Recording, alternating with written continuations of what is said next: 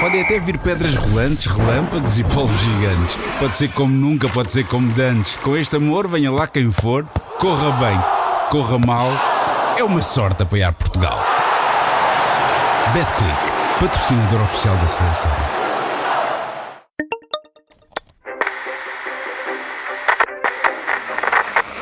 – 25 de junho de 2006, Nuremberga, o Mundial de Futebol de 2006, e Portugal estava nos oitavos de final. Portugal chegava a esta fase da competição sem perder um jogo há 13 partidas. A última derrota da seleção tinha sido a final do Euro 2004 contra a Grécia, e na fase de grupos tinha derrotado a Angola, o Irão e a seleção do México. Pela frente tinha agora a Holanda de Van Basten, que também ainda não tinha perdido nenhum jogo com este selecionador no cargo, e que Portugal já tinha também eliminado no Euro 2004. A partida ficou conhecida como a Batalha de Nuremberga, teve um total de 16 cartões amarelos e 4 vermelhos, e no final Portugal venceu por 1-0. Ainda hoje é um recorde de cartões em fases finais de um campeonato do mundo. Eu sou o Jorge Miguel Matias e estive lá, tal como o Marco Caneira, nosso convidado, e que nos vai ajudar a revisitar esta partida. Portugal! Maniche é uma jogada espetacular no interior da grande área da Holanda. Maniche libertou-se de 2 adversários e atirou para a esquerda de Van der Sar, abrindo a ativa em Nuremberga.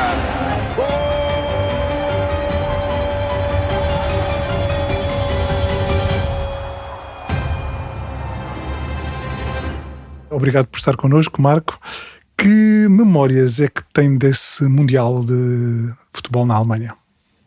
Jorge, agradeço já o convite. Eu acho que é importante, para fazer aqui uma introdução, nós por vezes olharmos para trás, olharmos para o passado e com esse passado podermos melhorar o futuro, melhorar a indústria, melhorar o futebol, sermos pedagógicos nesse sentido. É aquilo que eu gosto de ser, até socialmente. Eu acho que é muito importante. As recordações são as melhores. Eu na altura tinha 27, estamos a falar a 20 anos menos um mês, penso eu, a data que referiste a 25. Estamos a fazer hoje aqui este podcast a 26 de maio. Obviamente que era uma grande competição, para mim era uma grande competição. Estava inserido naquela que eu acho que era, ou que foi, o grupo e a seleção mais adulta, mais competente de todas aquelas que eu passei e que tenho visto também. Não estou a falar em títulos nem em troféus, porque em 2016 conseguimos essa grande conquista, mas era uma seleção onde imperava essa capacidade mental e essa batalha, e aquilo que referias na introdução, os 16 amarelos, os 4 vermelhos, é algo que hoje em dia é muito difícil, até porque se olharmos para a questão das arbitragens, para a questão do perfil dos jogadores, já é muito difícil haver este combate, porque eu refiro muitas vezes, nós quando gostamos de futebol, mas nós ali já estamos a olhar a um campeonato do mundo, estamos a olhar algo que é alta competição, e alta competição não é desporto. E claro que essa capacidade, até por parte dos holandeses, que tinham, e nós sabíamos previamente, era uma equipa, uma seleção extremamente agressiva sobre a bola, e nós tínhamos essa noção, mas tínhamos essa capacidade, e éramos muito, muito adultos, mesmo os mais jovens, nessa relação com o grupo de trabalho, com o Luís ao comando, porque era realmente foi a grande referência. O Luís Figo, capitão. E depois mais 3, 4 elementos com muita experiência, Costinha, Deco na altura, e os outros sabiam, e nós falávamos um pouco em off, e eu tenho essa noção. Eu estava em Espanha, tinha tido o meu percurso, o meu trajeto, mas estar naquele grupo de trabalho com 3, 4, 5 elementos fez-me crescer bastante mais, até depois desta grande competição. Vocês, como o Marco falou, sabiam que a Holanda era uma seleção difícil, depois de uma fase de grupos, enfim, relativamente acessível, com Angola, Irão e México. Qual foi a mensagem que o Luís Filipe Scolari, que era o selecionador na altura, vos passou antes do jogo? Que tipo de indicações vos deu?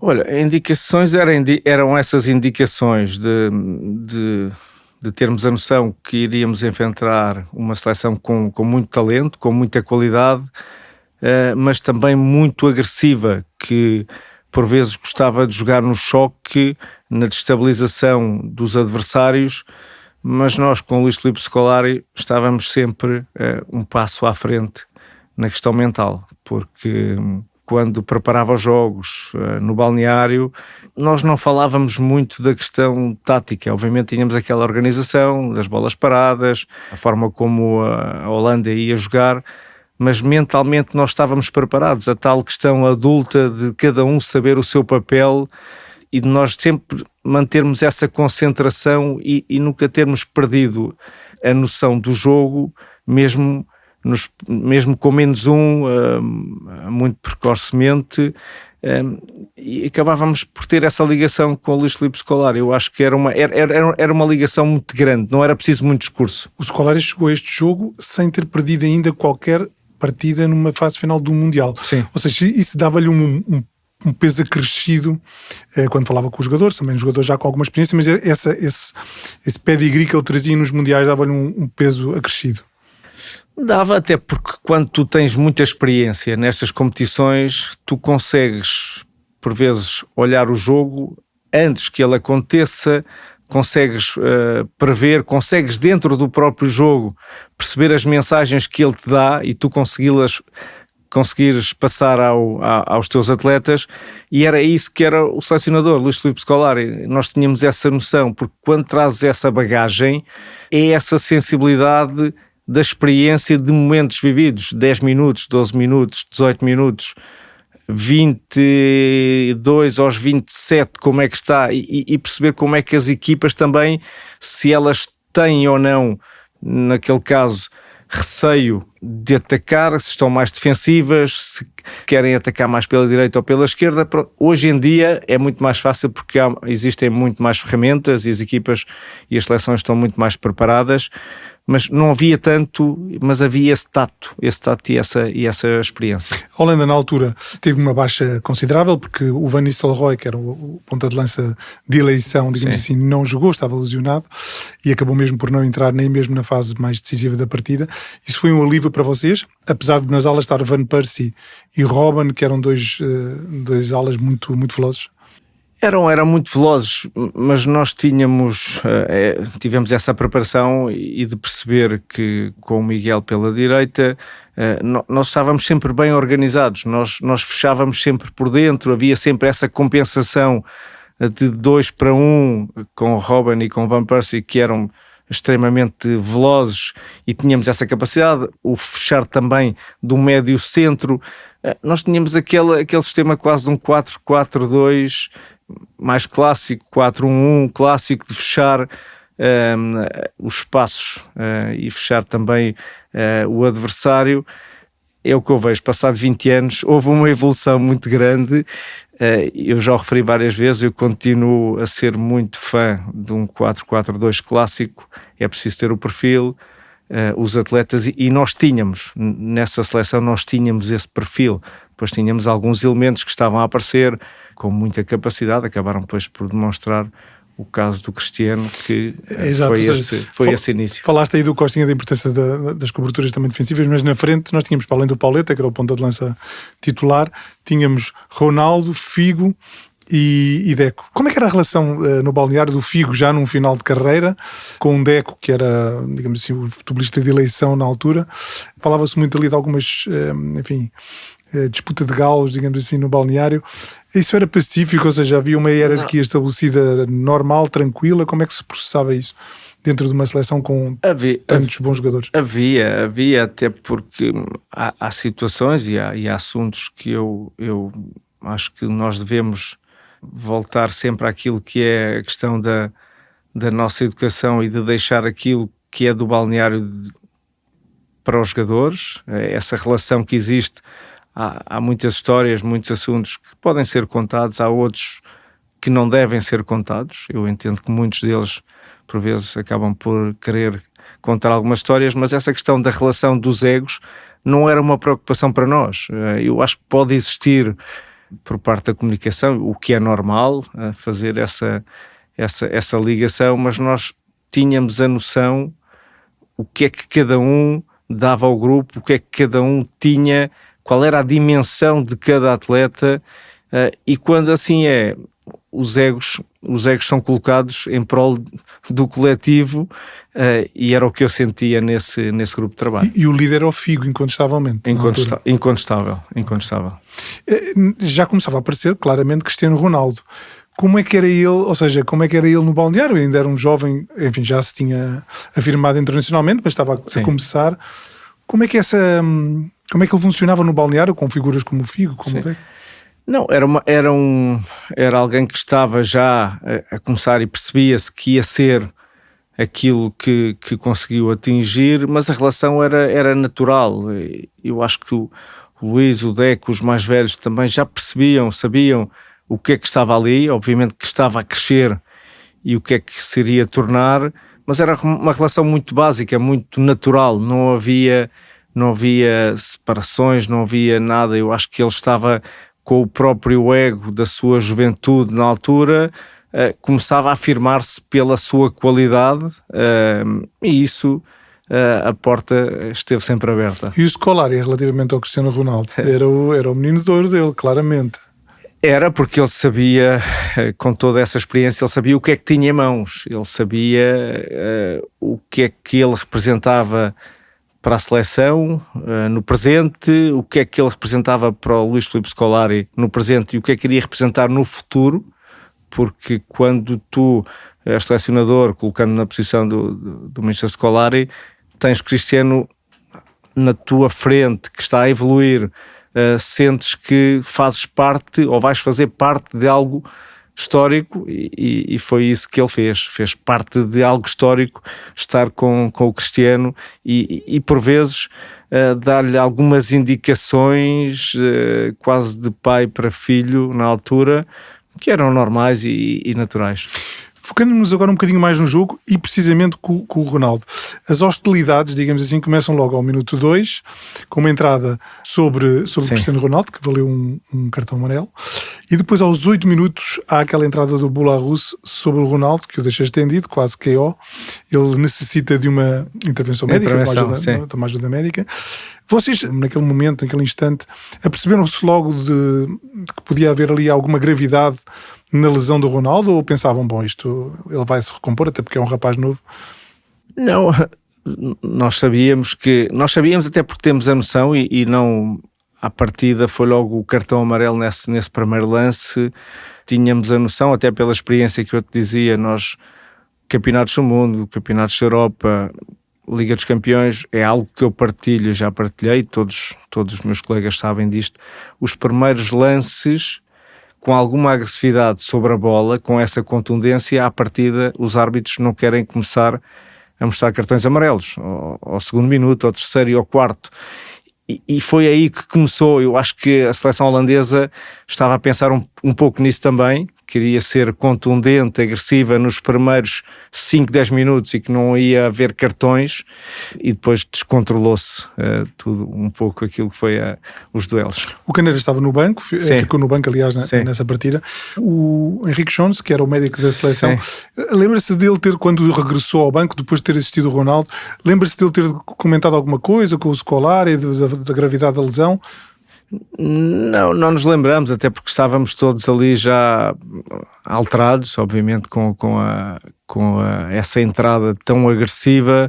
Estávamos preocupados, mas como o jogo reatou a seguir, não demos essa importância. Obviamente estávamos focados muito mais naquilo que se passava dentro das 4 linhas, e eu acho que o Henrique Jones chegou, acabou por falar com o Luís Filipe Scolari, com a parte também técnica que estava ali ao lado de Scolari, mas nós não nos apercebemos muito disso, nem aquilo que conversaram. De qualquer maneira, o Ronaldo manteve-se em campo, ele inclusive participou ainda na jogada que acabou por dar o golo da vitória, que o Maniche marcou. Vocês, quando o Maniche marcou o golo, Sentiram bom isto? Nós vamos conseguir passar isto ou vou ainda estava? Era numa fase muito inicial da partida? Era muito inicial, mas foi muito importante, porque nós percebemos que ao fazer golo, das duas uma, ou íamos desmontar um pouco daquele bloco e daquela agressividade e iam abrir mais espaço, ou então podíamos controlar com bola, porque tínhamos essa capacidade e essa experiência. Porque até ao gol Portugal não tinha feito praticamente nada, digamos assim. Não, e foi, para nós foi importante porque chegas perto, fazes golo, quando estava muito equilibrado, o jogo equilibradíssimo, e ali abriu-se um pouco, eu acho que mentalmente para nós, porque percebemos que sim, podemos controlar, podemos com o golo deixá-los em inferioridade até na questão tática, porque depois percebemos que tiveram algumas oscilações e nós mantivemos na nossa questão tática e sempre muito tranquilos. De qualquer maneira, o Ronaldo, que continua em campo um bocadinho ali a coxear, acabou mesmo por cair no relvado. Portanto, à passagem do minuto 33, ele acabou mesmo por ter que ser substituído. Portugal já ganhava nessa altura. Vocês sentiram, sendo que o Ronaldo era considerado o grande desequilibrador do nosso ataque, quando ele sai, vocês enquanto grupo pensaram, bom, nós agora vamos ter um bocadinho mais de dificuldades no que falta jogar? Ou... Sim, podíamos ter mais dificuldades porque como a seleção holandesa estava em inferioridade, podia sair um pouco o seu bloco, sair e nós jogarmos em transição com essa capacidade que o Cristiano tinha, para nós podia ser uma vantagem adicional. Assim não foi, ele teve que sair aos 32 ou 33 minutos dessa primeira parte. Entrou o Simão Sabrosa, entrou o Simão, eu acho que um jogador diferente também, com outro nível ofensivo, mas podia-nos ter dado um pouco mais Cristiano se tivesse ficado, até porque a Holanda teria que vir à procura sempre do resultado e nós nessa capacidade que o Cristiano tinha na altura, começava a demonstrar essa velocidade nas costas adversárias, podia-nos ter dado ali uma mais-valia ainda maior. Bom, o jogo foi decorrendo, enfim, apesar deste número de cartões, nesta fase era um jogo relativamente normal, com o número de cartões amarelos relativamente normal.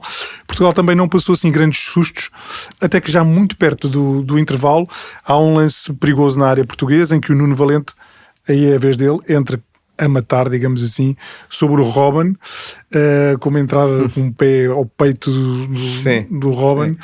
O árbitro acaba por não assinalar nada porque assinala antes um fora de jogo. Mas vocês viram aquele lance, enfim, vocês pensaram, bom, temos aqui uma arbitragem que nos pode ajudar aqui um bocadinho, ou como é que viram? Atenção, já só recordando, o árbitro era o árbitro russo Valentin Ivanov. Que no final eu penso que a própria FIFA fez algumas considerações sobre a arbitragem. Eu penso que na altura, eu recordo-me, eles disseram que o árbitro tinha levado um cartão amarelo ou algo assim do género pela condução do jogo. Não, foi uma entrada agressiva do Nuno, num lance que foi assinalado fora de jogo. Nós começamos a perceber, eu acho que é muito natural, porque quando existe parte a parte esses duelos e essa agressividade e começas a perceber que o árbitro vai deixando e os duelos vão sendo cada vez mais agressivos, aquilo vai finalizar em algo, vai terminar, não é? Alguma coisa vai acontecer. É muito natural. Eu acho que nós não há coisas que nós não estamos preparados, há coisas que nós não fazemos não temos uma visão daquilo que possa ou não acontecer. É a realidade do próprio jogo, dessa alta competição e dos duelos que são muito, muito intensos. O futebol continua a ser um desporto extremamente agressivo no duelo individual. As pessoas por vezes têm a noção que não, mas é extremamente combativo. Antes mesmo do intervalo, já no período de descontos, o Costinha, que já tinha visto um cartão amarelo antes, sim, e que tinha visto o árbitro fechar os olhos a uma entrada também muito dura sobre um adversário, acaba por ver efetivamente o segundo cartão amarelo num lance assim um pouco estranho, em que ele mete a mão, ou seja, toca com a mão na bola. no meio campo, numa jogada assim aparentemente sem grande perigo, e acaba por ver o segundo amarelo e é expulso mesmo antes do intervalo. Como é que vocês viram esta expulsão um bocadinho, enfim, estando nós a falar do Costinha, que é um jogador altamente experiente, mas um bocadinho infantil?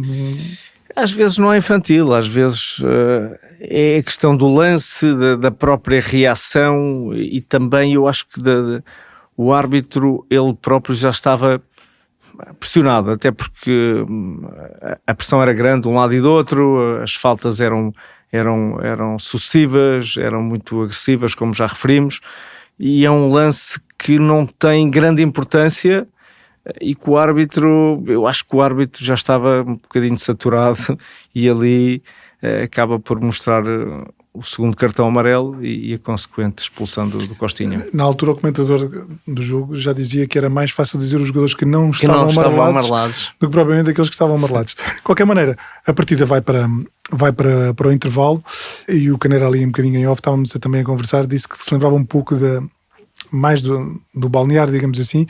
O que é que o Scolari disse à equipa, chegando ao balneário a ganhar por 1-0, em inferioridade numérica e sem o Ronaldo em campo e com 45 minutos pela frente? Eu não me recordo bem o que é que ele disse. Eu recordo-me do balneário, sim, no final, recordo-me do próprio balneário em Nuremberg. Agora, aquilo que ele referia quase sempre era que era algo que era mental, mesmo não o sendo por vezes em primeiras partes ou nos jogos completos, é que nós éramos superiores aos adversários, nós éramos sempre superiores. Ele dizia que a individualidade, uma qualquer portuguesa, era superior à holandesa, era superior à francesa, era superior à inglesa. E isso é uma questão mental que te leva para dentro das quatro linhas e percebes, A acreditar. A acreditar. Imaginemos, mesmo que o perfil seja diferente e tu não és igual, nem és melhor, estás uns furos abaixo nesse jogo, mas aquela capacidade mental leva-te a acreditar, e hoje em dia é muito isso, é muita questão mental. O talento, ele é importante, mas o talento hoje em dia eu acho que são 80% de mental e de 20% do talento, porque é preciso ter os jogadores como nós tínhamos, né, naquele grupo de trabalho, e ele sabia a mensagem que estava a passar, mesmo em inferioridade, na frente do marcador, uma equipa experiente, ele sempre referia, nós somos melhores, nós vamos ganhar, e não era uma convicção, até por vezes colocou que era muito da religião e o acreditar. Nós podemos acreditar em várias religiões, não é? É a questão do acreditar na nossa qualidade e termos alguém, um líder, que te referia isso mesmo. Eu acho que isso é importante no futebol, nas empresas, poderes ter uma mensagem de um líder. E nós bem sabemos que os líderes por vezes também falham, mas é aquela repetição, a repetição do discurso que é importante e que te vai ficando na cabeça. De qualquer maneira, ao intervalo, o Scolari decide retirar o Pauleta. Sim. E fazer entrar o Petit, tentando ali dar um maior reforço na zona do meio campo. Sim, tínhamos ficado sem o Costinha. Exatamente. O Figo acaba por ficar um bocadinho mais adiantado, não, mais um bocadinho mais adiantado. Sim, baixou o Petit, fechou mais. Ele acabou por referir que não se recorda exatamente das palavras dele, mas com esta substituição ele eventualmente assume que, estando a ganhar por 1-0 em inferioridade numérica, Portugal vai ter que tentar aguentar esta vantagem mínima. Sim, é o inconsciente, é o perceber que tens pela frente uma seleção que vem à procura mais nesses segundos 45 minutos, baixando o Luís na altura, obviamente com o Petit era mais equilíbrio, era um jogador de mais de equilíbrio no meio campo, com um a menos, à partida iria chegar menos vezes à baliza contrária, e eu acho que depois foi o bloco acabou por fazer a diferença, nós percebermos que estávamos em inferioridade, percebermos que estávamos em vantagem, e depois vem-me sempre à memória aquilo que eu te referia em off, é a questão da maturidade. Eu acho que nós tínhamos essa maturidade, mesmo do banco de suplentes nós percebíamos essa maturidade, Eu não sei se isso é um dom, é a experiência, é a passagem da mensagem de todos, porque todos faziam parte disso, mas eu acho que foi muito importante, porque hoje em dia, passado 20 anos, se refere a uma batalha. Sim, foi uma batalha física, mas preparada mentalmente, porque nós estávamos preparados mentalmente. Se ela fosse física e nós não estivéssemos preparados, não a teríamos vencido. Exato. E de facto a Holanda no início da segunda parte tem uma entrada muito forte. Chega a tirar uma bola à barra, tem um outro remate muito perigoso. Sim. Que o Ricardo defende. E pronto, a seleção de facto conseguiu ali suster aquele início, aquele recomeço muito forte da Holanda, até que aos 63 minutos, segundo cartão vermelho da partida, neste caso para o Boulahrouz, aquele jogador holandês que tinha feito uma entrada muito violenta sobre o Ronaldo, e aí as coisas equilibram, ou seja, Portugal, que estava a jogar até essa altura em inferioridade numérica, acaba por equilibrar em termos de número de jogadores. Foi assim um balão de oxigênio numa fase em que a partida estava difícil para Portugal. Sim, estava muito difícil. Foi nesse equilíbrio a meio da segunda parte, faltavam 25 ou 27 minutos com a compensação, e aí ajudou-nos também a recuperar a questão física, porque era importante. O desgaste começava a ser grande, o desgaste da inferioridade. Acabou por ser expulso, eu acho que ia bem expulso. Ele teve mais 3 ou 4 lances violentos também. Já era conhecido pela sua impetuosidade, não é? E a questão da arbitragem depois vem muito no seguimento disso tudo, no árbitro ter deixado muito. Eu acho que o árbitro a partir dos 10, 15 minutos da segunda parte começou a perceber que iria controlar a partida com os cartões, e foi isso que aconteceu. Bom, a partida de facto tem mais 10 minutos. Sim. E portanto chegamos ao minuto 73 e então aí a partir daí as coisas descampam totalmente. Ao minuto 73 o que é que acontece? O Deco isola-se, ou seja, recupera a bola no meio campo português e partem em velocidade para a baliza adversária. Ele estava praticamente isolado, só que o árbitro interrompe a partida porque no lance anterior o Ricardo Carvalho tinha ficado estendido no chão e rompe a partida para que seja prestada assistência ao Ricardo Carvalho. O que é que sucede? Na reposição da bola em jogo, temos o Figo e eu não me recordo qual é o defesa holandês, ali junto à bola, e vê-se o Figo a dizer qualquer coisa ao holandês, presumo eu, a dizer, bom, agora devolve-nos a bola. Porque éramos nós que estávamos a atacar, e isso não acontece. Penso que era o Cocu. E isso não acontece. Portanto, a Holanda recomeça a partida com a bola na sua posse. Ato contínuo, o Deco faz uma entrada a varrer logo a seguir e vê um cartão amarelo. Bom, e então a partir daí a coisa descamba. Há grandes protestos no Banco de Portugal, o escolar estava... Sim, estava tudo levantado, porque depois o banco holandês também começou, levantaram-se, havia ali já palavras de um lado e do outro. Acaba por ser normal, estávamos ali a 10, 12 minutos do final da partida, naqueles momentos difíceis já dessa pressão. Também há um empurrão do Schneider ao Petit. E depois começa-se tudo. É porque depois nós ali, eu entendo que nós ali já estávamos também, obviamente, à procura desse confronto. Esse confronto ajudava-nos, porque nós estávamos na frente, faltavam 10, 12, 15 minutos, íamos perder tempo, íamos tentar que os holandeses baixassem essa intensidade e ganhando tempo aos poucos. Eu acho que aí volta novamente a questão da experiência que nós tínhamos. E depois, ao minuto 78, Portugal volta a ficar em inferioridade numérica, segundo cartão amarelo ao Deco. Portanto, os últimos 10 minutos do jogo vão ser jogados em inferioridade numérica novamente. Portugal já estava só com 9. E aí começou a ser um sofrimento, um desgaste muito grande, um recuar das linhas. Eu acho que já não se pensava muito, era mais só defender, perceber o que é que eles iam fazer, iam colocar a bola dentro da área, iam jogar mais por fora, mas nós por fora estávamos até bem fechados, bola na frente, e sempre nos duelos. Eu acho que os duelos acabam por ditar também essa vitória na batalha. Pronto, a partida depois é um pouco essa. É É essa a história do jogo. Ou seja, sem grande história, sem grande controle. Sim, a Holanda acaba por não conseguir, ou seja, tem muita posse de bola. Acaba por não conseguir também fazer grandes lances de perigo a ameaçar a baliza portuguesa. Ainda depois na parte dos descontos há um segundo vermelho para o Van Bronckhorst da Holanda e portanto a partida acaba nivelada em termos de cartões amarelos, mas com os tais 16 amarelos, 4 vermelhos. E no final do jogo uma festa incrível da seleção portuguesa, com toda a gente a abraçar-se. Vocês sentiram que tinham ganho uma batalha? Sentimos porque, como eu te disse, nós sabíamos que estávamos preparados para tudo. Estávamos preparados para o balé, estávamos preparados para a batalha e para o ringue, e quando assim é, tu tens várias ferramentas.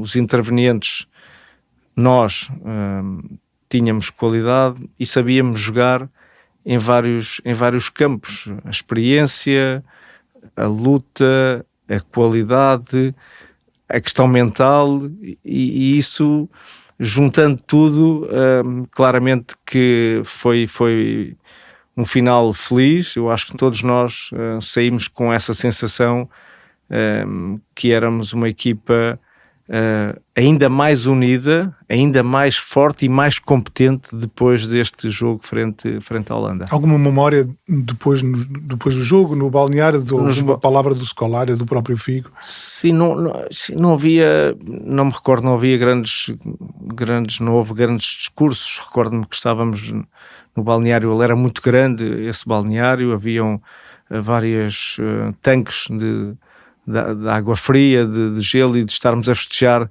dentro desses tanques, já alguns de nós a recuperar para o próximo jogo, mas com o dever cumprido e com a consciência que nós sabíamos que desde o primeiro minuto que iríamos ter esses duelos e que, estando na frente, que nós jamais iríamos perder esse jogo frente à Holanda. Seguiu-se nos quartos de final a partida com a Inglaterra, em que toda a gente dizia que já tinha esfregado as mãos de contente porque iria defrontar Portugal, que já estava com 2 jogadores a menos, portanto os 2 expulsos não poderiam defrontar a Inglaterra. Havia a dúvida da capacidade de recuperação do Ronaldo para esse jogo. O que é facto é que Portugal acabou por depois conseguir ultrapassar a Inglaterra no desempate por grandes penalidades. O Caneira fala muito dessa questão mental do grupo. Isso foi o fundamental para o desempenho da seleção portuguesa neste Mundial, em que acabou por ficar no 4º lugar, que é até hoje, presumo eu, a segunda melhor participação de sempre. Sim, a questão mental era mais uma ferramenta e era na altura muito importante, porque nós tínhamos as individualidades, nós tínhamos os tais egos, tínhamos os tais jogadores na altura em grandes clubes, tínhamos muita capacidade técnica individual, coletiva, tínhamos a questão do Luís Filipe Scolari, tínhamos a questão da própria estrutura, toda ela, da federação, que é sempre o mais importante, porque estás muitos dias fora de casa, convives com as mesmas pessoas. Eu acho que até foi o estágio mais longo à altura, agora não me recordo, mas tivemos muitos dias concentrados, muitos dias. Passaram, para este estágio foi em Évora. Em Évora, começamos em Évora. E depois para a Alemanha, em Marienfeld. Eu acho que, não sei quantos dias foram, mas recordo-me terem dito que foi o estágio mais comprido alguma vez de alguma seleção. Não sei se depois para a frente existiu outro, e essa estrutura, as pessoas todas eram importantes. Eu acho que isso tudo fez com que nós chegássemos onde chegamos. Perdemos nas meias finais em Munique com a França. Como é que foi sentido esse jogo? Ou seja, Portugal vinha de uma final perdida no Euro 2004, no Mundial de Futebol consegue chegar às meias finais, tem aquele embate com a França, que na altura era, entre aspas, a besta negra da seleção portuguesa, e acaba por perder esse jogo num penalti. Como é que foi essa sensação de ficarmos a um jogo da final? É uma sensação algo amarga, porque quando tens todo esse percurso e depois frente a uma seleção francesa que era extremamente forte na altura, acabámos por ficar em quarto lugar, porque depois terceiro e quarto, essa motivação, a questão mental aí, eu acho que nos traiu um pouco, mas traiu... O Caneira jogou esse jogo, não foi? Não, eu joguei contra o México. Pensei que tinha jogado contra a Alemanha. Porque o terceiro e quarto lugar foi contra a Alemanha, que era a seleção da casa. Foi contra a Alemanha, a seleção da casa, e que nos trai porque, passado tantas batalhas, chega-se terceiro e quarto. Eu não digo que foi questão mental, mas deixou-nos um pouco abatidos essa meia final frente à França, porque o percurso que nós trazíamos era um percurso de chegar a uma final do Mundial, e obviamente o futebol é assim, nós não podemos olhar para trás.